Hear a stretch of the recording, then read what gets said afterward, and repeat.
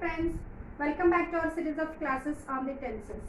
Dear friends, today we are going to have a look on the concept, that is the second type of the past tense, past continuous tense.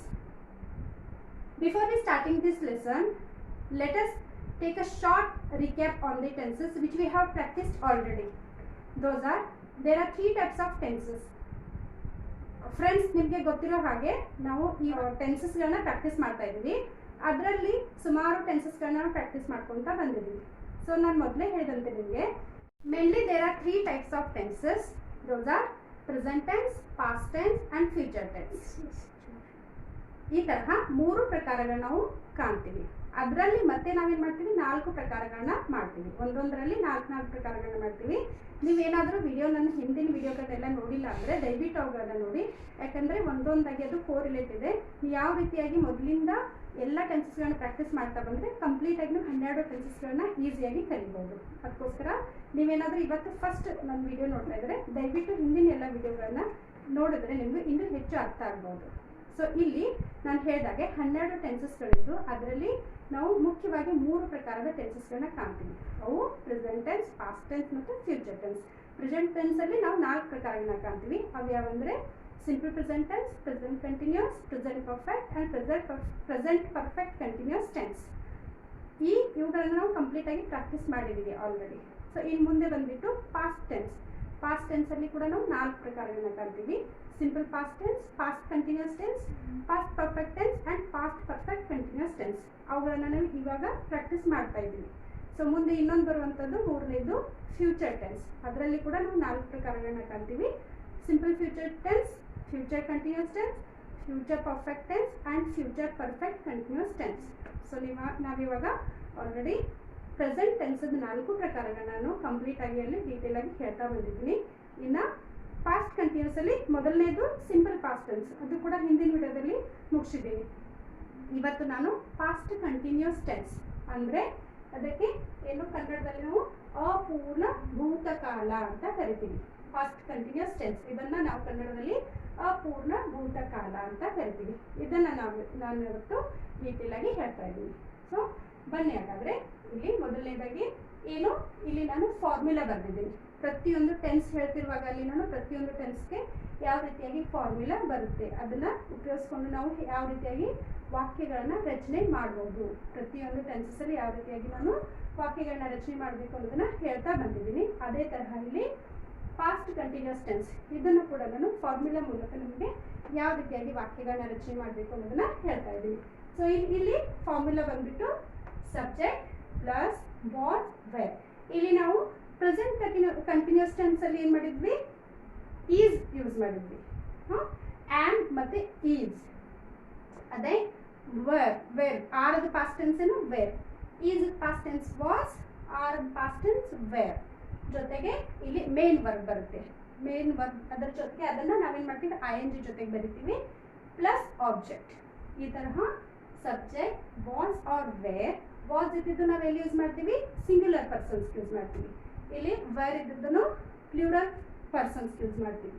So ಇಲ್ಲಿ ING verb plus ING plus object. ಯಾವ ರೀತಿಯಾಗಿ structure ಮಾಡೋದು ಸೆಂಟೆನ್ಸನ್ನು, ಇಲ್ಲಿ ನಾವು 4 ತರಹ ವಾಕ್ಯಗಳನ್ನು ರಚನೆ ಮಾಡ್ಬೋದು. We can structure the sentences in 4 types. Those are affirmative. Affirmative ಅಂದರೆ ಇಲ್ಲಿ ಸಕಾರಾತ್ಮಕ ವಾಕ್ಯಗಳು.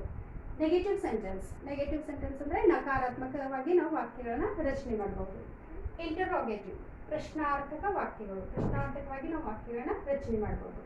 ನೆಗೆಟಿವ್ ಇಂಟ್ರೋಗೇಟಿವ್ ನಾವು ಯಾವುದೇ ಪ್ರಶ್ನೆ ಮಾಡ್ತಿರುವಾಗ ನಕಾರಾತ್ಮಕವಾಗಿ ಕೂಡ ನಾವೇನು ಮಾಡ್ತೀವಿ, ಮಾತಾಡ್ತಾ ಇರ್ತೀವಿ ಕೆಲವೊಂದು ಸರಿ. ಈ ತರಹ ನಕಾರಾತ್ಮಕವಾಗಿ ಪ್ರಶ್ನೆ ಮಾಡೋದು, ದಟ್ ಈಸ್ ನೆಗೆಟಿವ್ ಇಂಟ್ರೋಗೇಟಿವ್. ಈ ತರಹ ನಾವು ಪ್ರತಿ ಟೆನ್ಸಲ್ಲಿ 4 ಭಾಗಗಳನ್ನು ಮಾಡಿ 4 ತರಹ ವಾಕ್ಯಗಳನ್ನು ನಾವು ರಚನೆ ಮಾಡ್ಬೋದು. Come on friends, let us know how to structure the sentence. ಯಾವ ರೀತಿಯಾಗಿ ನಾವು ಪಾಸ್ಟ್ ಕಂಟಿನ್ಯೂಸ್ ಟೆನ್ಸ್ ಅನ್ನ ಬರಿತೀವಿ, ವಾಕ್ಯಗಳನ್ನ ರಚನೆ ಮಾಡ್ತೀವಿ ಅನ್ನೋದನ್ನ ನೋಡೋಣ. ಇಲ್ಲಿ ಅಫರ್ಮೇಟಿವ್ ಸೆಂಟೆನ್ಸ್ ನಾನು ಹೇಳಿದ ಹಾಗೆ 4 ಪ್ರಕಾರಗಳನ್ನ ಮಾಡಿದ್ವಿ. ಯಾವ ರೀತಿಯಾಗಿ ರಚನೆ ಮಾಡಬೇಕು ಅನ್ನೋದನ್ನ ಒಂದೊಂದಾಗಿ ಹೇಳ್ತೀನಿ. ಮೊದಲನೇದಾಗಿ ಇಲ್ಲಿ ಹಿಯರ್ ಆರ್ ದ ಪರ್ಸನ್ಸ್. ನಾವು ಮೊದಲಿನ ವಿಡಿಯೋಗಳಲ್ಲಿ ಹಿಂದಿನ ಎಲ್ಲ ವಿಡಿಯೋಗಳಲ್ಲಿ ಹೇಳ್ತಾ ಬಂದಿದ್ದೀವಿ. Persons first person, second person and third person ಅಂತ ಹೇಳ್ತಾ ಬಂದಿದ್ದೀವಿ. I, we, you, he, she, it. I, it is first person, I, we first person, you second person, he, she, it. These are the third person. You third person. ಇದರಲ್ಲಿ ಇನ್ನೊಂದು ಯಾವುದು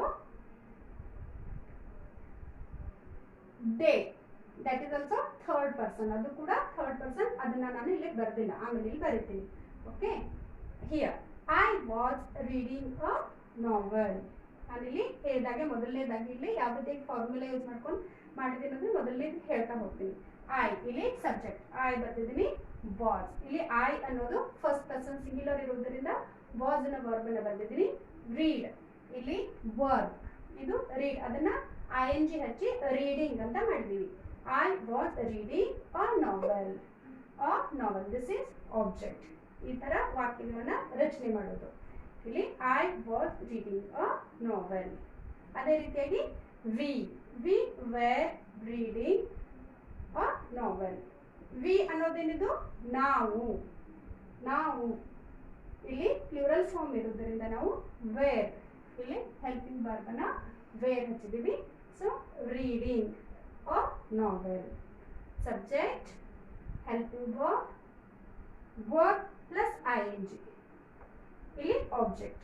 ಈ ತರ ವಾಕ್ಯಗಳನ್ನ ರಚನೆ ಮಾಡ್ತಾ ಬಂದಿದ್ದೀವಿ.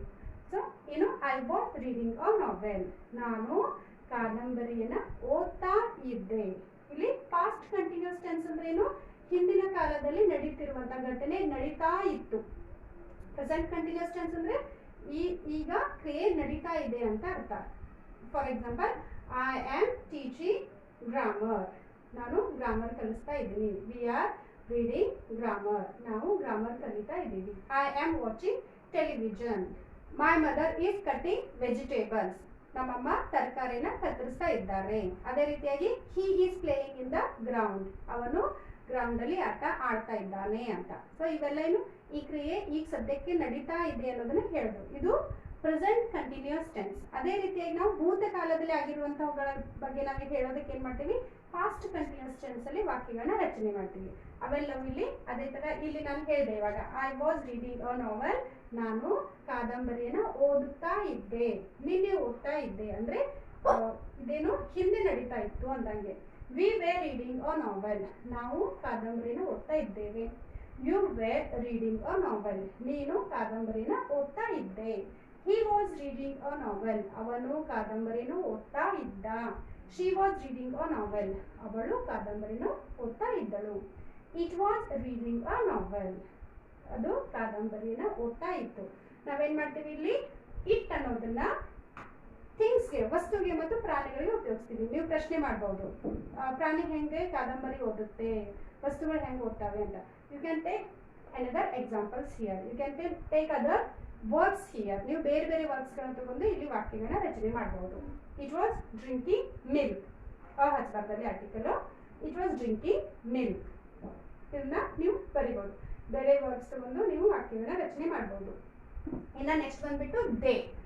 ಇದು ದಿಸ್ ಇಸ್ ಪ್ಲೂರಲ್ ಫಾರ್ಮ್, ಇದು ಪ್ಲೂರಲ್ ಫಾರ್ಮ್ ದಲ್ಲಿದೆ. They were walking in the ground. ನಾನು ಇಲ್ಲಿ ಬೇರೆ ವಾಕ್ಯವನ್ನ ರಚನೆ ಮಾಡಿದೆ. ಇದೇ ತರಹ ಇಲ್ಲಿ ನಾನಿಲ್ಲಿ ದೇ ಅನ್ನೋ ಪರ್ಸನ್ಗೆ ಬೇರೆ ವಾಕ್ಯವನ್ನ ರಚನೆ ಮಾಡಿದ್ದೀನಿ. They were walking in the ground. Okay, ಇಲ್ಲಿ ನಾವೆಲ್ಲ ಬೇರೆ ವಾಕ್ಯಗಳನ್ನ ಯೂಸ್ ಮಾಡಿದ್ವಿ. I was reading a novel. Last, they were walking in the ground, ಅವರು ಗ್ರೌಂಡ್ ಅಲ್ಲಿ ವಾಕಿಂಗ್ ಮಾಡ್ತಾ ಇದ್ರು ಅಂತ ನೀವು ಕನ್ನಡದಲ್ಲಿ ತಿಳ್ಕೊಬಹುದು. Okay, this is about the affirmative sentence of past continuous tense. ಇದು ಸಕಾರಾತ್ಮಕ ವಾಕ್ಯಗಳನ್ನ ನಾವು ಈ ತರ ರಚನೆ ಮಾಡಬಹುದು. ಇನ್ನು ಮುಂದೆ ಬಂದ್ಬಿಟ್ಟು ನಾವು let us know how to structure the negative sentence. ಇಲ್ಲಿ ಪಾಸ್ಟ್ ಕಂಟಿನ್ಯೂಸ್ ಅಲ್ಲಿ ನಾವು ನೆಗೆಟಿವ್ ಆಗಿ, ನಕಾರಾತ್ಮಕವಾಗಿ ಯಾವ ರೀತಿಯಾಗಿ ವಾಕ್ಯಗಳನ್ನ ರಚನೆ ಮಾಡಬಹುದು ಅನ್ನೋದು ಇಲ್ಲಿ ನೋಡಿ. I was not reading a novel. So ಇಲ್ಲಿ ನಿಮ್ಮ ನಾಟ್ ಆಡ್ ಮಾಡಿದ್ರೆ ಸಾಕು. I was not reading a novel, ನಾನು ನಾವೆಲ್ ಓದ್ತಾ ಇರಲಿಲ್ಲ. ಅದೇ ರೀತಿಯಾಗಿ we were reading a novel, ನಾವು ನಾವೆಲ್ ಓದ್ತಾ ಇದ್ವಿ. We were not reading a novel. ಈ ತರ ನಾವು ನಾಟ್ ಸೇರಿಸ್ಬಿಟ್ಟು ಈ ಎಲ್ಲ ವಾಕ್ಯಗಳನ್ನ ನೆಗೆಟಿವ್ ಮಾಡಬಹುದು. ಅದೇ ರೀತಿಯಾಗಿ you were not reading a novel, ನೀನು ನಾವೆಲ್ ಓದ್ತಾ ಇರಲಿಲ್ಲ. He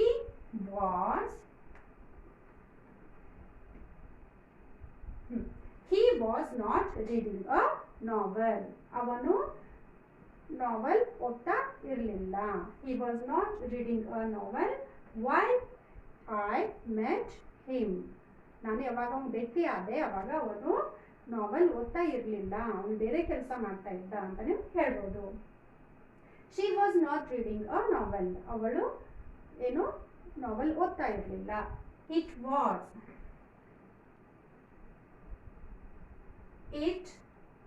was not reading a novel, ಅದು ಕೂಡ ನಾವೆಲ್ ಓದ್ತಾ ಇರಲಿಲ್ಲ.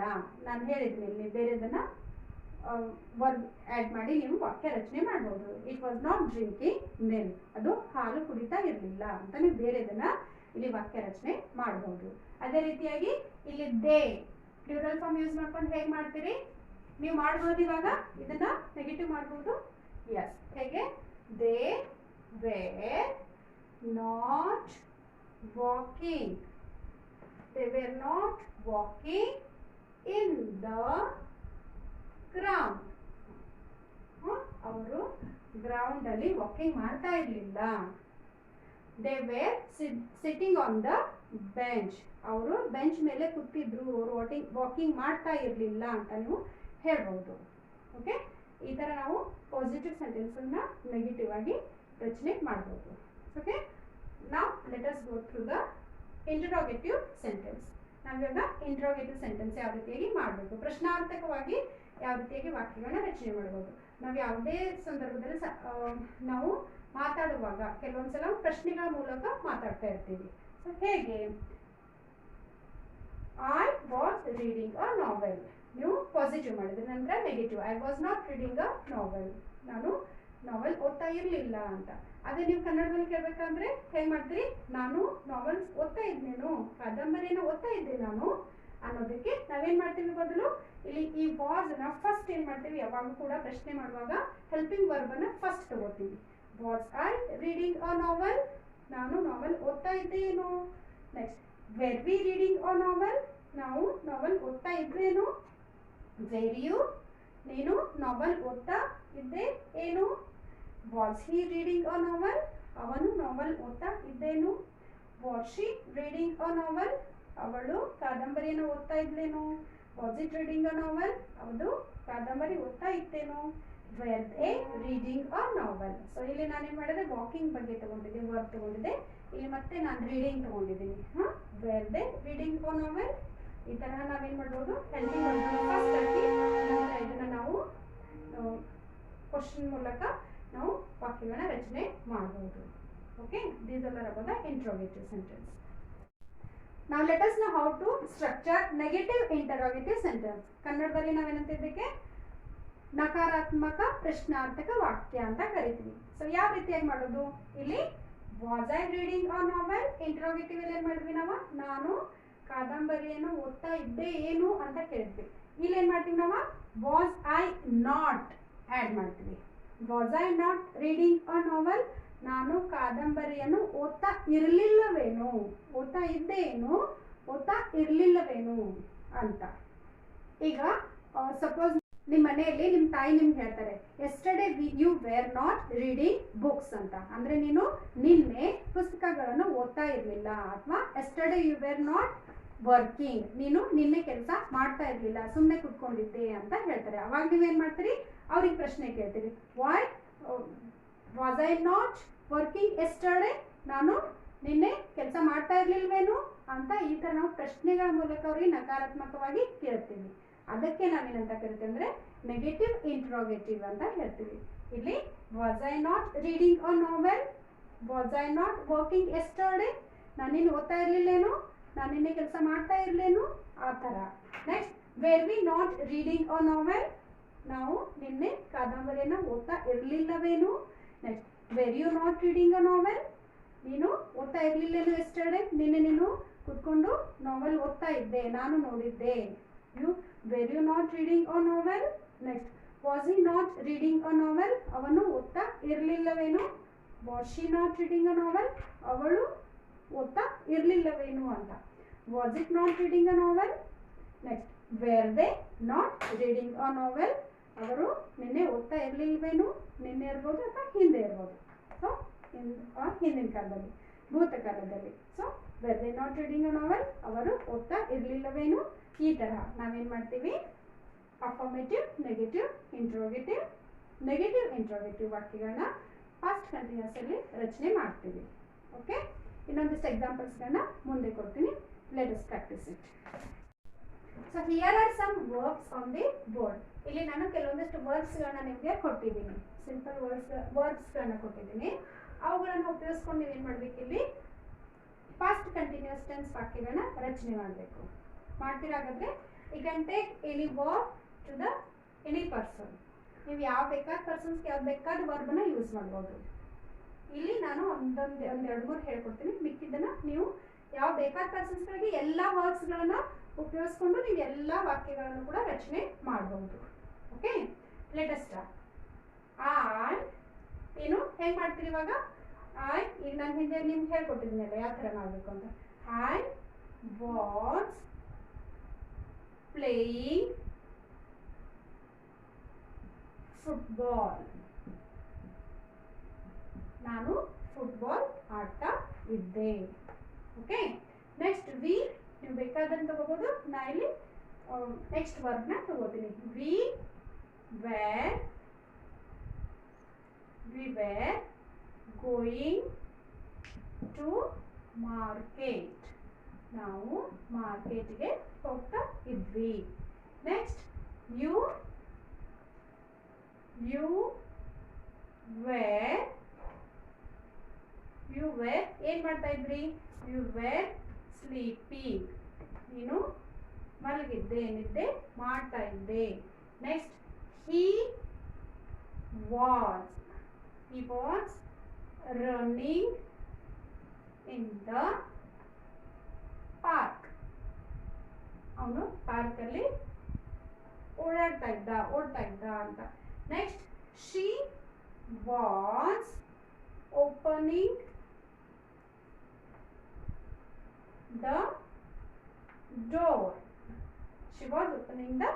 ಅವಳು ಬಾಗಿಲನ್ನ ತೆರೀತಾ ಇದ್ಲು. Next it was drinking water, milk. ಅಥವಾ ನೀವು ಯಾವ್ದು ಬೇರೆದನ್ನು ಕೂಡ ನೀವು ವರ್ಬ್ಸ್ನ ಉಪಯೋಗಿಸಿ ಇಲ್ಲಿ ಬರೀಬಹುದು. ಸೊ ಇಟ್ ಮತ್ತು ದೇ ಅವುಗಳನ್ನ ಉಪಯೋಗಿಸ್ಕೊಂಡು ಪರ್ಸನ್ಸ್ ಯೂಸ್ ಮಾಡಿ ನೀವು ಇಲ್ಲಿ ಯಾವುದೇ ಬೇಕಾದ ವರ್ಬನ್ನು ಹಾಕಿ ವಾಕ್ಯನ ರಚನೆ ಮಾಡಬಹುದು. Okay, so let us go to the negative sentence. ಇದನ್ನ ಹೇಗೆ ಮಾಡ್ತೀರಾ, ಇವಾಗ ನೆಗೆಟಿವ್ ಹೇಗೆ ಮಾಡ್ತೀರಾ. Here I was not playing football. I was not playing football. Next, we were not going to market. ನಾವು ಮಾರ್ಕೆಟ್ಗೆ ಹೋಗ್ತಾ ಇರಲಿಲ್ಲ. You were not sleeping. ನೀನು ಮಲ್ಕೊಂಡಿರಲಿಲ್ಲ. ಸೊ ನಿದ್ದೆ ಮಾಡ್ತಾ ಇರಲಿಲ್ಲ. ಈ ತರ ನಾವೇನ್ ಮಾಡ್ಬೋದು, ಇವುಗಳನ್ನ ನೆಗೆಟಿವ್ ಆಗಿ ವಾಕ್ಯಗಳನ್ನ ರಚನೆ ಮಾಡ್ಬೋದು. ಇನ್ನು ಮಿಕ್ಕಿರುವಂತಹ ಎಲ್ಲ ವಾಕ್ಯಗಳನ್ನ ನೀವು ಬೇರೆ ಬೇರೆ ವರ್ಬ್ಸ್ಗಳನ್ನ ತಗೊಂಡು ಇಲ್ಲಿ ವಾಕ್ಯಗಳನ್ನ ರಚನೆ ಮಾಡಬಹುದು. Okay, shall we move on to the next interrogative sentence? Okay, come. I was not playing football. Was I playing football? ನಾನು ಫುಟ್ಬಾಲ್ ಆಡ್ತಾ ಇದ್ದೇನು. Next, we were not going to market or we were going to market. We were not going to market. ಏನು, were we going to market. ಮಾರ್ಕೆಟ್ಗೆ ಹೋಗ್ತಾ ಇದ್ವೇನು. Next, you were sleeping. You were not sleeping. Were you sleeping? ನೀನು ನಿದ್ದೆ ಮಾಡ್ತಾ ಇದ್ದೇನು, ನೀನು ಅನ್ಬೋದು ಅಥವಾ ನೀವು ಅನ್ಬೋದು. ಇವನ್ನ ನಾವು ಸಿಂಗ್ಯುಲರ್ ಯೂಸ್ ಮಾಡ್ತೀವಿ, ಪ್ಲೂರಲ್ ಫಾರ್ಮ್ ಯೂಸ್ ಮಾಡ್ತೀವಿ. ನೀನು, ನೀವು, ನೀವು ನಿದ್ದೆ ಮಾಡ್ತಾ ಇದ್ರೇನು ಅಂತ. Next, was here. He was running in the park. He was not running in the park. ಅಲ್ಲಿ ನಾನು ಬರಲಿಲ್ಲ, ಅವುಗಳನ್ನ ನೀವು ಕಂಪ್ಲೀಟ್ ಮಾಡಬೇಕು. ಓಕೆ, ಒಂದನ್ನು ನಾನು ಇದು ಮಾಡ್ತೀನಿ. Was I running in the park? ನಾನು ಪಾರ್ಕಲ್ಲಿ ಓಡ್ತಾ ಇದ್ದೇನು, ರನ್ನಿಂಗ್ ಮಾಡ್ತಾ ಇದ್ದೇನು ಅಂತ. ನೆಕ್ಸ್ಟ್, ಇವುಗಳನ್ನೇನು ನಾವೇನು ಮಾಡೋದು ಇವಾಗ? ನೆಗೆಟಿವ್ ಇಂಟ್ರೋಗೇಟಿವ್, ನಕಾರಾತ್ಮಕ ಪ್ರಶ್ನಾರ್ಥಕ ವಾಕ್ಯಗಳು. ವಾಸ್ ಐ ಹೆಂಗೆ ಮಾಡ್ತೀರಿ ಇವಾಗ? Yes, you have to add your not. Was I not playing football? ನಾನು ಫುಟ್ಬಾಲ್ ಆಡ್ತಾ ಇರಲಿಲ್ಲೇನು ಅಂತ. Next, were we not going to market? ನಾವು ಮಾರ್ಕೆಟಿಗೆ ಹೋಗ್ತಾ ಇರಲಿಲ್ಲವೇನು? Next, were you sleeping?